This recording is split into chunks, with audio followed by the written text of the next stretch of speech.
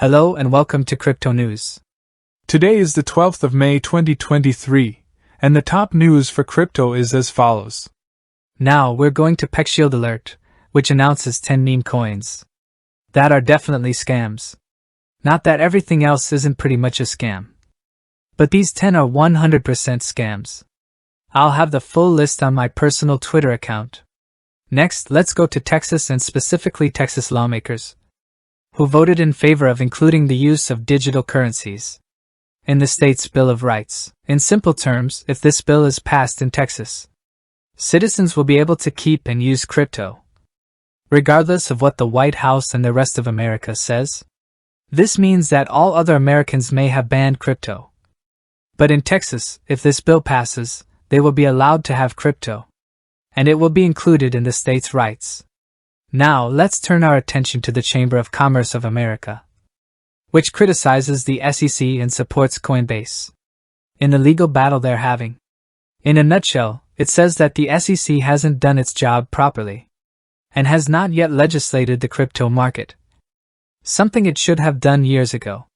Moving on to the companies, specifically to our banks. Pacwest stock is down over 20% after the bank announced that just last week alone. Its deposits were down 9.5%. Many are speculating that this may be the next bank in America to go under. Now let's talk about our coins, particularly Ethereum, which stopped working for a full 25 minutes. It couldn't finalize transactions, meaning it couldn't function in simple terms. The worst part is that the Ethereum developers don't have the slightest idea what caused this issue in Ethereum. And as of the time of writing this video, they still don't know and are investigating it.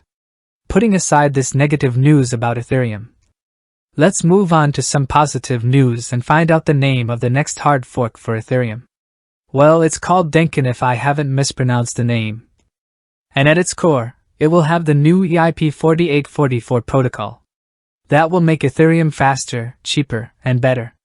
We've discussed it in previous episodes of Crypto News. Next up, let's talk about the most popular wallet for Ethereum, Metamask, which has announced a partnership with PayPal. In simple terms, this means that we can now use PayPal to directly transfer money to Metamask for buying Ethereum. And the best part is that we can transfer Ethereum from PayPal to Metamask, and vice versa. To say that their partnership has existed since 2022. But we just saw one product today. And now we're going to discuss Cardano, which has announced the release of the Node 8 mass media. This is probably one of the most important updates for Cardano, because this node update will mark the launch of the experimental stage for Voltaire. Voltaire, in very simple terms, is the fifth era for Cardano. And it is the era that will bring the possibility of governance to Cardano. So, when we go through this experimental stage, and this new update, and the fifth era works properly, essentially, Cardano will theoretically be fully completed, and there will be nothing left for its developers to build. And so, it's better to be fully decentralized, and we'll be voting on what Cardano does, not anybody else, which is the main goal of Cardano and all the big and serious cryptocurrencies in the market. And then, after Cardano, we're going to go to Solana, which we learned is opening a 25,000 square foot office in New York. It's a move that I look at with a very, very good eye because I think that's where all of Solana's serious programmers will be able to meet, those who are actually working on Solana and not coming and going right away. A pleasant and friendly working environment, as you can understand, will help them enormously in being more efficient and writing the difficult code they have to write for Solana. Next, we're going to talk about DeFi and MakerDAO, which has revealed its new roadmap to us. Their dream roadmap is called Endgame, some movie they were going to give before they released the name, and it will have 5 phases. I'll have this link, obviously, down in the description so you can read all 5 phases of how your favorite DeFi will now work. We're also going to discuss the crypto market, which is down today with Bitcoin being below $27,000, and we're getting close to breaking this support that we have here as well. I haven't found a specific reason, but I suspect it has to do with the options on Friday. as the bears need Bitcoin to be down to $27,000 in order to make $900 million. In very simple terms, options are essentially betting on prices.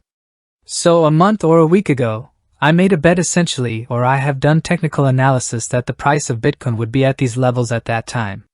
I wait for the month or week to pass, depending on what everyone has bet, and on Friday when they usually settle options, I see if my bet is correct or not. On those days, the bears or bulls always push the price a little bit towards what is in their best interest, as you can understand. So maybe that's why the price of Bitcoin is below $27,000 for today at least. And that was the top news for crypto today, May 12, 2023. Let me remind you that the content you watched is content created for educational purposes only and, in no way, constitutes investment advice, only investment opinion. Please subscribe to the channel, leave a like, and a comment. Comments can be replied to at the end of the episode.